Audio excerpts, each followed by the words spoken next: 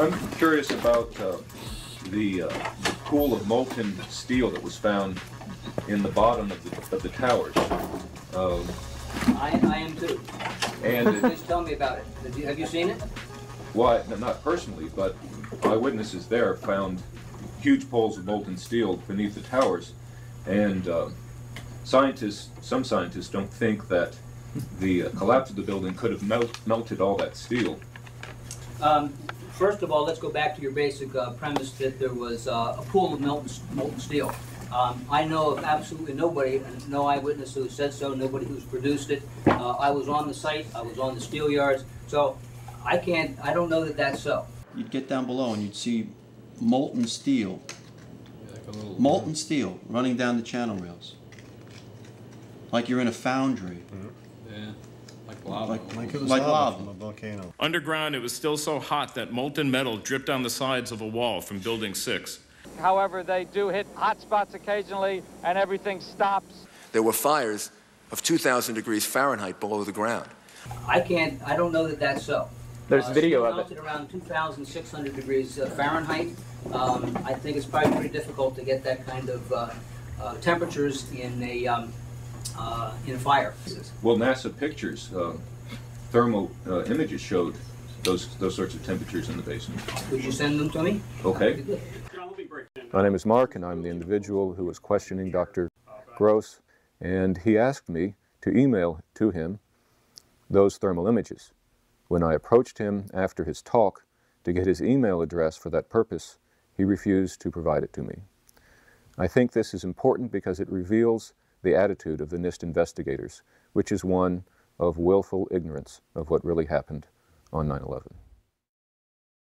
As well as the molten metal in the debris, it was also observed prior to the South Tower's collapse.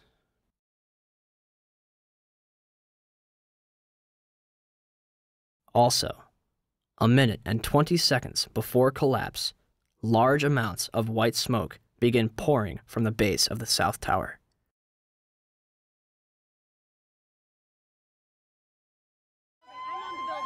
Three, the concrete, and in fact, virtually everything except the metal inside the Twin Towers was pulverized as the building collapsed.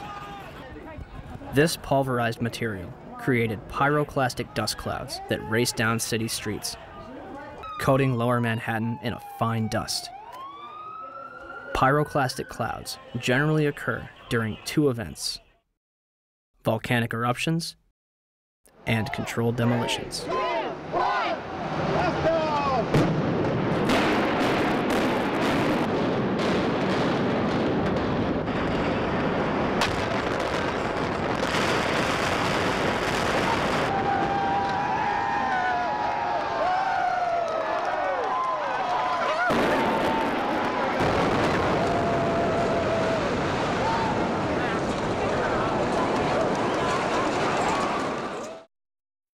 Four, steel beams weighing up to 200,000 pounds were thrown laterally up to 500 feet.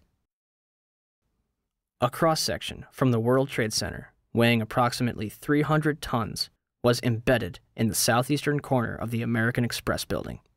This piece would have had to travel at least 390 feet, maintaining enough kinetic energy to embed itself in the corner of the building. What we should have seen in the debris pile was a pyramidal shape. If it had been a gravity-driven collapse, we would have seen a roughly pyramidal shape or a conic shape. What we actually did see was a massive ejection of dust and debris and large sections of steel from well away from the towers, tens of metres away from the towers. That's hard it's hard to see a reason for that within a gravity-driven collapse. 5. Firefighters and eyewitnesses reported a series of explosions before and during the collapses. And we heard the noise associated with an implosion. Secondary explosion on Tower 2. Some sort of explosive device. We're obviously having a bit of trouble right now maintaining our location because we just heard one more explosion. There was another major explosion. Do you know anything about those extra explosions we heard? No, I do not. Were they car bombs? I have no idea, ma'am. The string shook, and I heard like an explosion. Do you know if it was an explosion or if it was a building collapse? To me, it sounded like an explosion. We heard a very loud blast, an explosion. They were taking photographs and securing this area just prior to that huge explosion that we all heard and felt. Not clear now is why this explosion took place. When there was some sort of collapse or explosion. From street level, as though it had exploded up, a giant rolling ball of flame, and the firefighters screamed, "Run!" There was this blast of warm air. It wasn't hot. It was warm. And it picked me up and threw me up against the wall of the building. You were picked up off the ground. Physically picked up off the ground. I remember an explosion. At that point, I got knocked out. I don't remember anything. Then I got up, and I looked out the window because the windows exploded, and the street below caved in. And at that point, there was like fireballs coming up. An hour later than that, we had that big explosion from much, much lower. I don't know what on earth caused that. About 15 minutes after they made their entry, we heard a boom.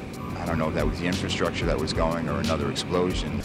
Again, there has been a second explosion. John, just seconds ago there was a huge explosion, and it appears right now the second World Trade Tower has just collapsed. All of a sudden I heard rumbling, and we all started running away from it.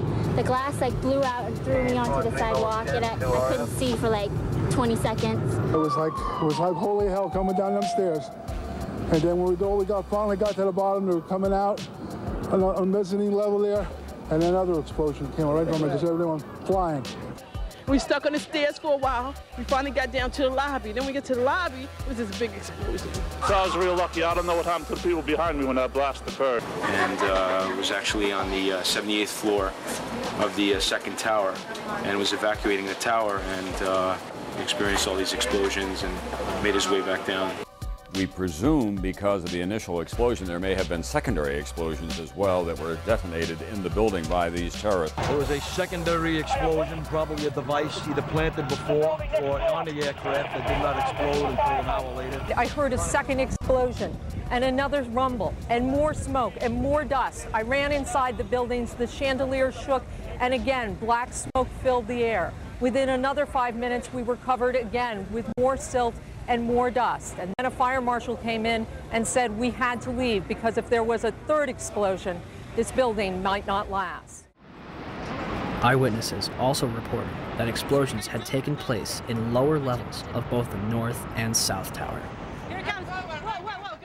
They were having coffee in the World Trade Center when the first plane struck. And all of a sudden it sounded like, I don't know where the subway is, but it sounded like a subway collision, a bomb, and it was just pounding, boom, boom, boom, and I literally thought the subway had exploded. And the ladies that are with me were in the World Trade Center in the first building and escaped through the lobby where they report they believe there was a bomb in the lobby. Just get out of the tunnel and the blue. The subway tunnel? Yeah. Yes, I was right there. I was down in the basement, came down, all of a sudden the elevator blew up, smoke. I dragged the guy out, his skin was hanging off, and I dragged him out, and I helped him out to the ambulance. And when I got up to the concourse level, it was just like, like gunfire, and then just 3 big explosions. And even the turnstile was burnt and was sticking up, and they just told us to run. I heard the first explosion, and the elevator blew up. And as we were coming out, we passed the lobby. There was no lobby. So I believe the bomb hit the lobby first, and a couple of seconds then the first plane hit.